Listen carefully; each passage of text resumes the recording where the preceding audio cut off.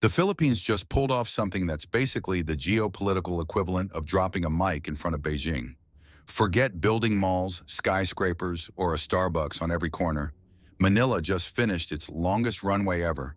And oh yeah, it's right in the middle of the world's most hotly contested waters, the South China Sea, or as the Philippines calls it, the West Philippine Sea. And where exactly is this airport of drama?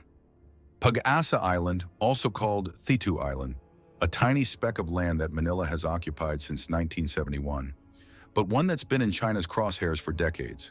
It's the only inhabited outpost the Philippines controls in the Spratly Islands, which makes it kind of like the stubborn kid on the playground refusing to leave the swing set, no matter how many bigger kids tell him to get off. But here's where it gets juicy.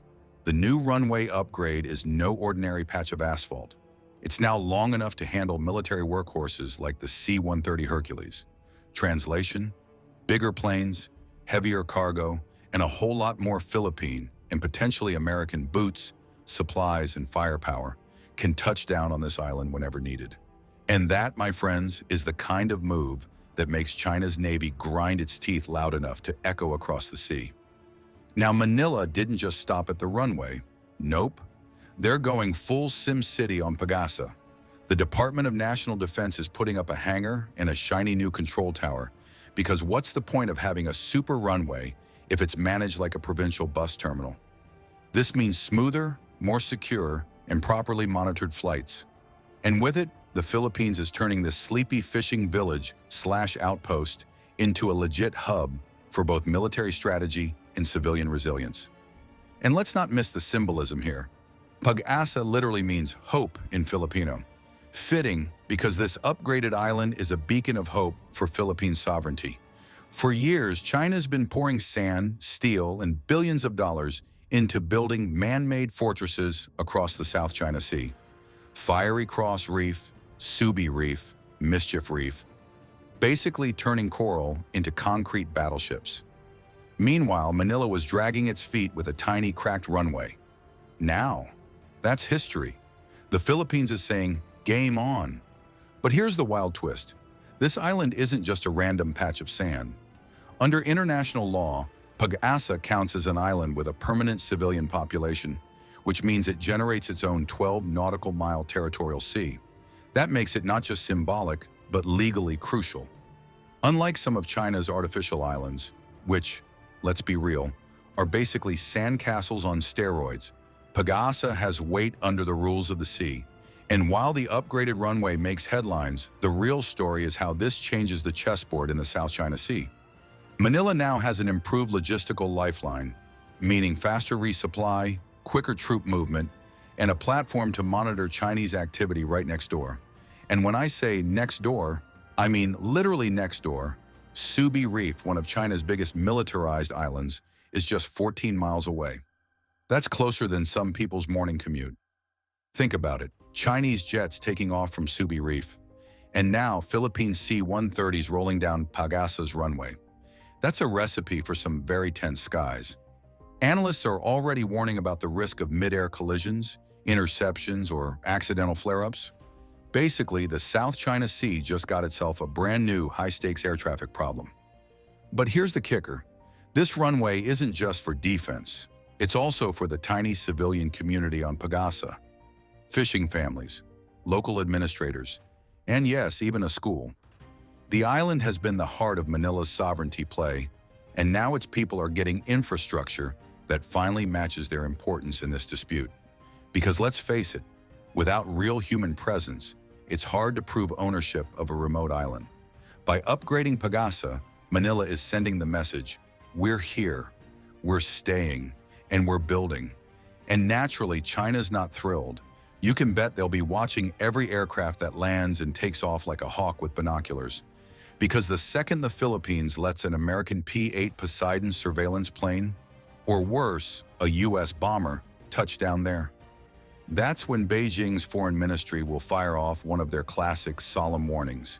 You know, the kind that sounds scary but usually just means, we're mad, but we can't really stop you without starting World War III.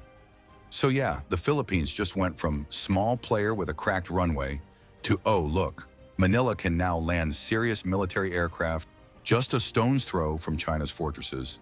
It's a massive step up, both symbolically and strategically. But don't think the action is only happening on this tiny island. Back on the big Philippine island of Palawan, facing the South China Sea, another game is unfolding, one where Manila is teaming up with none other than Uncle Sam himself. If Pag-asa Island is Manila's tiny but mighty middle finger to Beijing, then Palawan is the entire clenched fist. This long, narrow island isn't just a paradise for tourists. It's the front line of the Philippines' defense strategy. And now, thanks to the Enhanced Defense Cooperation Agreement, or EDCA for short, it's also becoming the Pentagon's favorite beach resort, minus the cocktails and sunscreen, plus warships and air bases. Let's start with Oyster Bay. Sounds like a seafood restaurant, right? Wrong. It's about to be one of the Philippines' most strategic military hubs. The U.S. Navy is building a boat maintenance and repair facility right there. The kind of place where warships roll in banged up and roll out ready to fight. Officially, it's for logistics. Unofficially, it's for making sure Philippine patrols don't get stranded when Chinese Coast Guard ships play bumper cars at Ayungin Shoal. And here's the sneaky part. Oyster Bay isn't even one of the official EDCA sites. That means this is extra cooperation on top of the already expanding U.S.-Philippine partnership. In other words, America's telling China, surprise, we've got bonus bases. But wait, we're just getting started.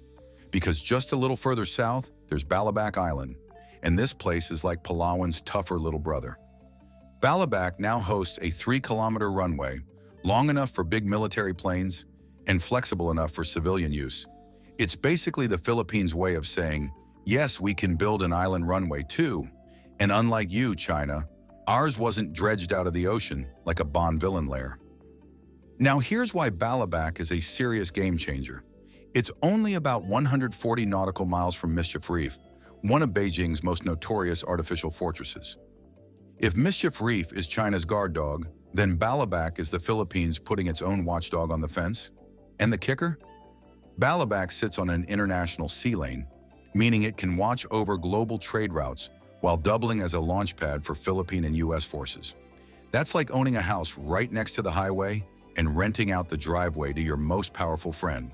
And speaking of powerful friends, America's going all in. Under EDCA, the U.S. has built or is upgrading 9 military sites across the Philippines. Warehouses, barracks, ports, airstrips, you name it.